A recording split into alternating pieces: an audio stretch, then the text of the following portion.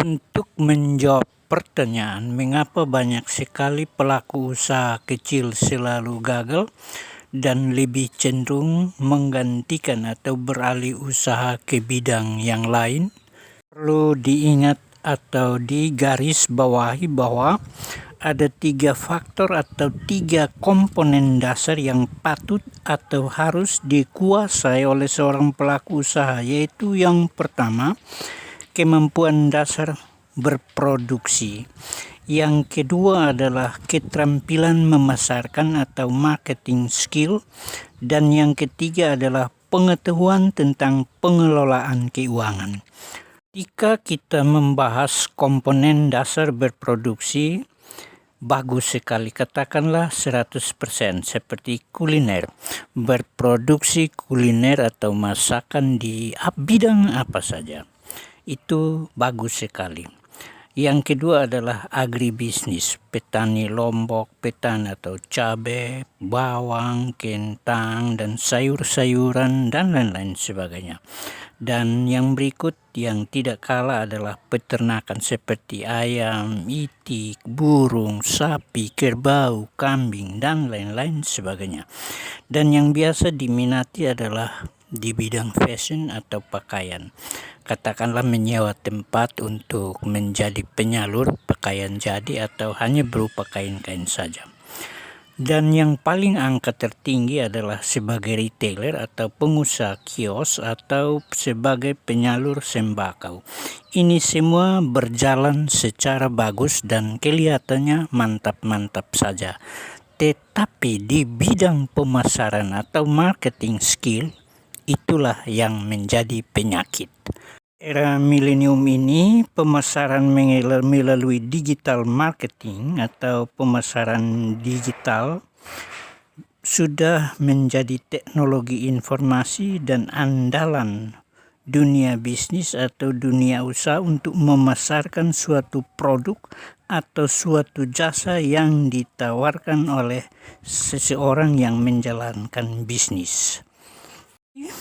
Ada 6 keterampilan memasarkan yang sukses, yaitu pertama, jeli melihat prospek atau menemukan prospek atau harapan penjualan yang tepat, ibarat menambang emas.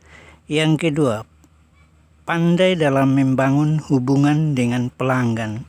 Dan yang ketiga, bertanya yang cerdas. Yang keempat, menjadi pendengar yang baik.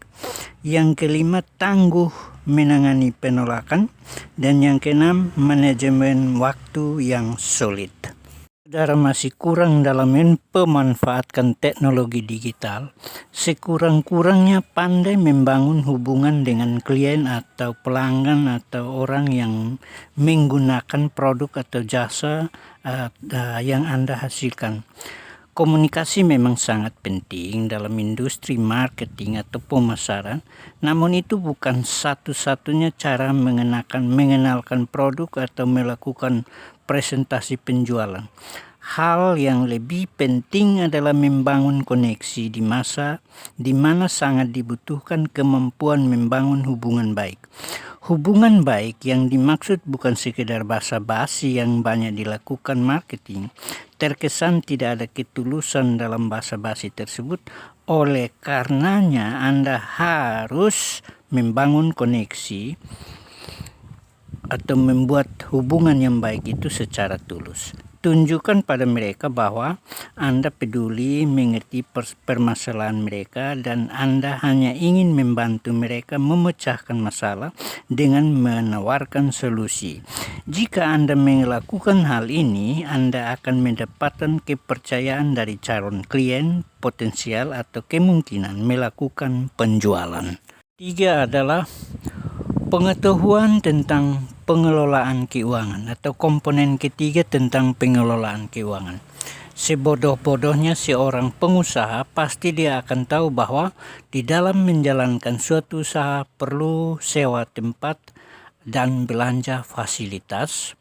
Dan yang kedua, harus tahu tentang pengembalian modal, gaji karyawan dan belanja modal, dan konsumsi diri seperti sandang, pangan, pendidikan anak, kesehatan, transportasi, dan yang tidak kalah penting adalah pemeliharaan peralatan. Jika saudara menggunakan peralatan seperti kendaraan atau yang menggunakan penggerak yang lain seperti kulkas dan lain-lain sebagainya, berarti dia butuh pemeliharaan. Itu harus diposkan dulu anggarannya.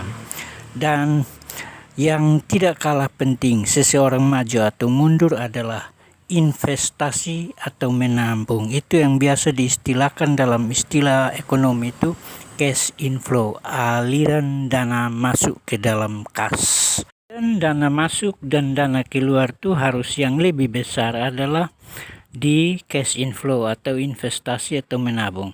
Jika kau cash outflow artinya aliran dana keluar seperti sewa tempat, pengembalian modal dan lain-lainnya lebih besar dari investasi atau cash inflow, maka cenderung usaha itu akan gagal. Jadi usahakan bagaimana di dalam bidang pemasaran itu investasinya harus atau cash inflow-nya harus lebih besar dari cash outflows. Kita akan bahas ini di lain kali karena ini panjang ulasannya. Jika Anda ingin tertarik dengan video ini, maka silahkan tekan tombol like dan tombol subscribe. Sampai kita jumpa lagi di video berikutnya.